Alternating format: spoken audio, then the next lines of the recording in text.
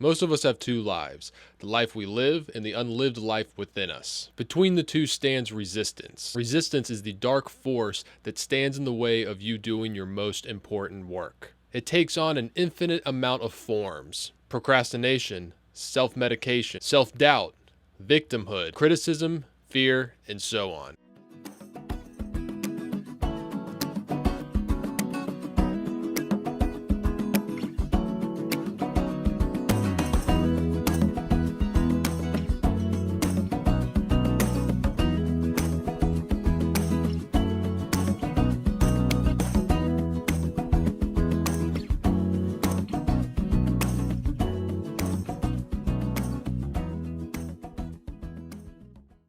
Hello and welcome to Paint Talk, the weekly show where I answer your questions on oil painting. So if you have a question, leave it in the comments section of this video and I just might answer it on next week's Paint Talk. Now that intro was me paraphrasing from one of my favorite books, The War of Art by Steven Pressfield. So why am I paraphrasing The War of Art?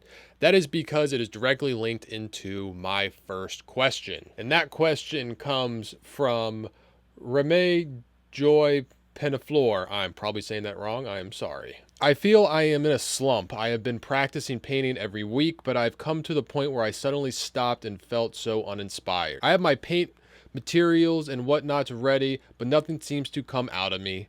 I can't even find that object or picture that I'd like to paint, and my imagination is blank.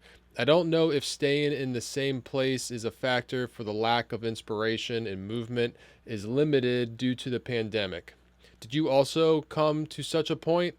I really appreciate any advice. Thank you. All right, so she's asking about inspiration, motivation. What do you do when you're not inspired to paint?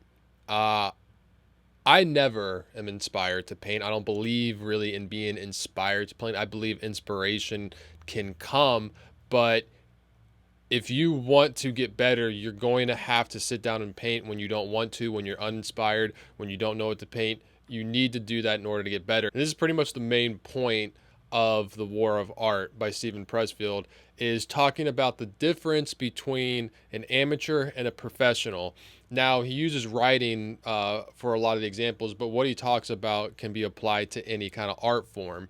And he focuses in that the professional shows up every day and does their work. They don't see it as waiting for inspiration. They see it as a job, and you got to show up when you want to and when you don't want to. He says the professional doesn't wait on the muse. The professional works hard and dedicates themselves, and the muse takes notice. Now, I could talk for hours about The War of Art. I'm not going to explain the whole book to you in this video. If you want to pick it up, you can get it on Amazon. I'll put a link below. I actually got the audio version, which is great. You can listen to it while you paint. So if you want to see that, I'll put a link in the description to where you can get that. So if you're a person that struggles with figuring out what to paint, I think that you need to shift your mindset and not be so concerned with the subject matter or the end product. Don't fall in love with the product, the painting at the end. Fall in love with the process. You know, it shouldn't matter what you're painting. You're showing up because you enjoy the process of painting. And yes, I know the process of painting can be very frustrating and aggravating. You want to pull your hair out. That's what's great about it. If you don't have those times where it is difficult, where you just want to give up, the times when it does go well won't be as satisfying. Especially if you're just starting out, you should be so focused on just how you paint and getting better and learning and developing your skills. It doesn't matter what you're painting. You just want to paint better and better no matter what it is you're painting. Now, you can set yourself up for success and you can assign yourself things to paint. Just collect a bunch of images one day that you like and that you would want to paint and schedule them. Say, I'm going to paint this week, this the next week, and hold yourself accountable to it. I mean, if you were in a class at a college or an art center or something, chances are you probably wouldn't get to choose what you got to paint. They would set up a still life or bring in a model, and that's what you would paint. So the whole factor of being inspired is taken out of the equation. Another very helpful thing is being involved in communication with other painters, people that are doing the same thing you're doing. Nothing inspires you more than seeing your peers creating as well. I mean, that's one of the big reasons why I created the private Facebook page for my Patreon followers. Seeing other people's work and being in communication with them and giving feedback, that will really keep you inspired to paint. Also, people that you look up to. I know there's a lot of painters that I look up to that I'm constantly seeing their work on social media, and that is a big inspiration for me to paint. When I see someone paint something that I can't, figure out how they painted that, it makes me realize, wow, there's so much more I can be doing. There's so much more for me to learn. Just thinking about how much more there is that I can learn, there's not enough time in the day for me to paint enough. I feel like a lot of the questions that I answer on Paint Talk always kind of come back to this one thing, which is paint as much as possible. No matter whatever it is that you have to do to paint as much as possible. And that includes painting when you're not inspired or you don't know what to paint. Paint anything, paint your hand, find a picture of one of your friends and surprise them and paint a portrait of them. Do one of these social media art challenges where you paint a painting a day for 30 days. That's awesome. Not every painting needs to be a masterpiece that you're going to frame and hang on the wall. Do studies, do master copies, paint along with a video tutorial. If you really want to paint, you really want to learn, you really want to get better, you won't find excuses not to paint. I know it's difficult. I got to settle, I got to clean my brushes, I got to get this ready, I got to buy the materials, it costs money, this and that.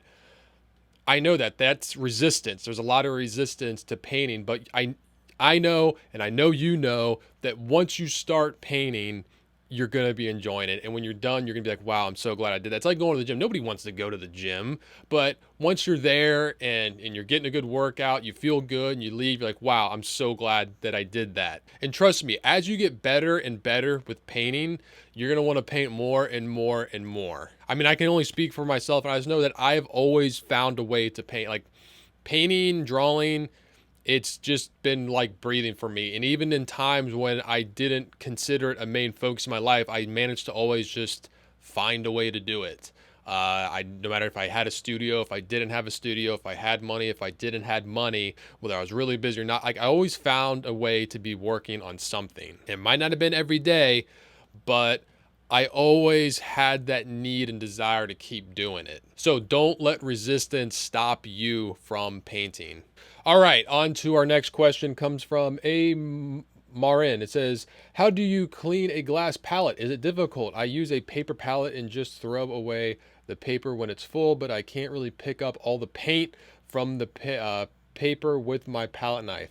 Yeah, I just use a razor blade. I get a straight, it's one of you can get them at Home Depot, like a paint scraper. So I have a glass palette in my pochade box that I go out plein air painting. And what I did is I took my pochade box to a glass store, like a glass cutting place, said, hey, I need some tempered glass to put inside here. Can you cut it? And they cut it to size. It was relatively cheap and it's very easy to clean. All right, next question comes from RT. It says, I have a tough question. How to key a painting without getting too far and realizing it's too bright. Also, where or what is a good starting point? Keying in a painting, that's a good question. All right, for those of you that don't know what I mean when I say key in a painting, keying in a painting is making sure everything is in the right values. Like, so let's say that you paint in a tree and you paint that tree in really dark. You paint it in too dark. And then you relate everything else that you paint in the painting to the tree. So you're painting the grass and you relate like, all right, it's the right value compared to the tree. And then you do the same for the sky and the water. Then everything in your painting is going to be very dark because you keyed in the tree very dark. Therefore, everything that you based off that tree is going to be very dark. This happens a lot with skies. People key in their sky way too light, and then they compare everything to their sky, and their painting turns out very, very light. Now, there are some painters that like to key their sky in first because they find if they get that in correctly, then they can key everything else incorrectly off of that sky. Now, some people find it difficult to key in a sky correctly just right off the bat. So some actually do it last because they want to key the sky in correctly to everything else in the landscape. My best piece of advice for this is constantly move around your painting, constantly bounce around from different sections and stepping back and constantly comparing. That's kind of the way I do it. I'm always adjusting. I'm constantly adjusting. I never get too far in one area without moving over to another. So I'll be working some clouds and I'll bounce over to the tree and I'll do some grass, and then I realize, oh, from looking at my grass and my tree, my clouds are way too dark. Let me lighten those clouds. All right, now that I've lightened those clouds, I realize that, the water in the river, oh, that's way too dark, I gotta lighten that. And so I'm constantly bouncing around. I'm not getting too far in one area because you can catch your mistakes when you move around your painting. I know it's tough. Like, it was really hard for me at first to move around the painting because you start working one area and you're like, wow, like I want to finish these clouds. I want to, keep working these clouds till they're done. And, force yourself, if you have to, put a timer on yourself that will beep every 2 minutes to move around to a different section. But really try and do that because you catch your mistakes early. You catch them when they're small mistakes. If you don't catch them when they're small mistakes and you keep moving throughout the process, you're going to catch them when they're big mistakes, and it's going to take a lot to fix them. All right, and our last question comes from Demosh. It says, hi, Chris, great video. Can you talk more about selling art, pricing, what platforms to use, how to get more out there, get more people to see your art, etc.? All right, well, first off, before I get into selling and all that stuff, always be getting better. Like that should always be your main focus, is getting better as a painter. Always be improving your skills, because a lot of selling is getting people's attention, and nothing gets people's attention more than really good work. And the better your work, the more attention you're going to get, and the more people are going to want to buy it. Pretty simple. But selling work. So I've never been in a gallery. I've never really tried to be in a gallery. I don't see myself being in a gallery anytime soon, especially because I am seeing so many really well-established gallery painters moving away from galleries and looking elsewhere in other avenues to sell their work. If I have a piece that I want to sell, I'll put it on Instagram. I don't have an insane following. I got like 6,000 subscribers. But I can imagine that the painters that have, a couple 100,000 subscribers can sell stuff pretty quickly. And I've seen a lot of painters that have giant followings being able to make really good money off of prints, because they can do a painting, and from their following they can reach hundreds of thousands of people, and they can pretty much pre-sell thousands of prints. But if you don't have hundreds of thousands of followers, what should you do? Now, there are things like Etsy where you can sell your stuff. I don't do that. I know some people that have gone into that a little bit. If you do go on that, just know it's a full-time job. With selling your stuff, the best piece of advice I can give you is try your best to turn off your art brain and turn on your business brain and learn business stuff. If any of you out there are in college right now, and you want to make money painting or doing your art and make money at it in any kind of way, if you want to be a full-time painter or artist, go take a business class. Take as many business courses as you can. I would almost say your business courses are more valuable than your art courses you're taking at your art school. Why? Because you can go out and learn at workshops. Like, you can find a painter that you like, do their workshops, and learn from them. But business stuff is a little hard to find. I mean, you can learn a lot of business stuff online. I mean, that's what I've been doing, but I really regret not taking a business course or economics course, money, because I'm having to learn all of that now. Because if you're trying to sell your work, you're running a business. I mean, no matter what avenue you go through, gallery, teaching, print, whatever it is, you're a business, and your product is your work, and you're having to sell your work. And especially at the beginning, you're going to have to be wearing a lot of hats. You're going to have to be your own promoter, your own website designer, your own social media consultant. You're going to have to do a lot of things other than paint. But if you can get in a gallery, do the gallery route. I mean, try as many avenues as possible. I feel the key to making as much money as you can off of your artwork is to have as many lines in the water, so to speak, to have a bunch of different sources of income. So a lot of the work that I sell comes in the form of commissions.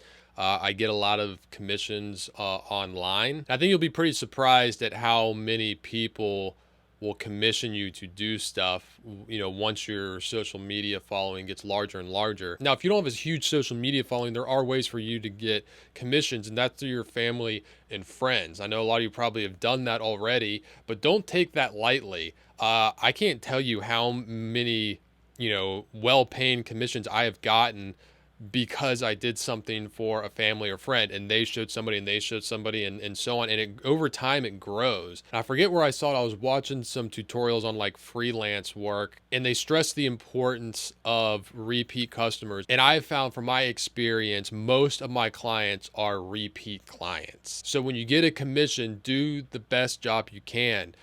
Pack it nice, write a handwritten card when you mail the package. Be upfront with them. Always give them all the information. Let them know that you will make adjustments, that you won't mail it to them and it won't be finalized until they approve of it. Take care of yourself first. Figure out what your deposit is so that you don't spend all this time on the work and they don't want it. You're gonna have to figure out that pricing on your own. And for pricing, that's gonna vary from person to person, everybody's situation. I think the best way is to figure out what you think your time is worth, per hour, and then how many hours will it take you to do that painting. I remember when my primary job was serving tables, and I would get a commission and I would think, all right, well, I could do this commission in 4 hours and make $200, or I could go wait tables for 5 hours and make $150. And so I was just seeing my painting as like comparing it to, all right, well, I could go, sit down and do this alla prima painting commission, or I can go wait tables. I'd much rather do the painting.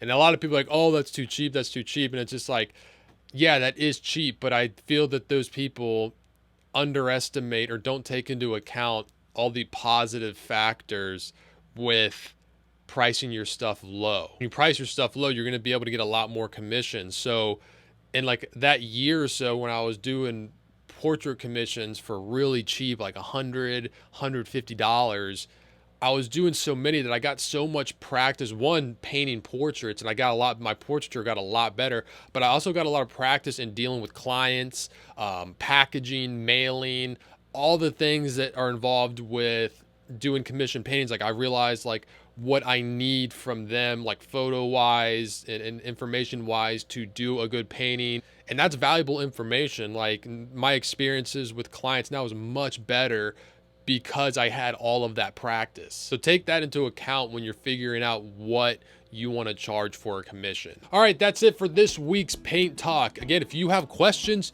and you want me to answer them, leave them in the comment section. I just might answer it on next week's Paint Talk. Now, if you are looking for full painting video tutorials, you can find those on my Patreon page, which is linked in the description below. When you become a patron, that's how you get access to my private Facebook group where you can post your work, give comments on other people's, they can comment on yours. Great positive painting community. If you want to see what I'm painting on a daily basis, you can follow me on Instagram at Forza43. I'm Chris Fornatero here telling you to go get painting. Whoa, you're still here. You made it to the end of the video. That must mean you really like it. In that case, you should hit the subscribe button. You'd also probably like this video too. And this video. Please pick one. All right, this is getting awkward.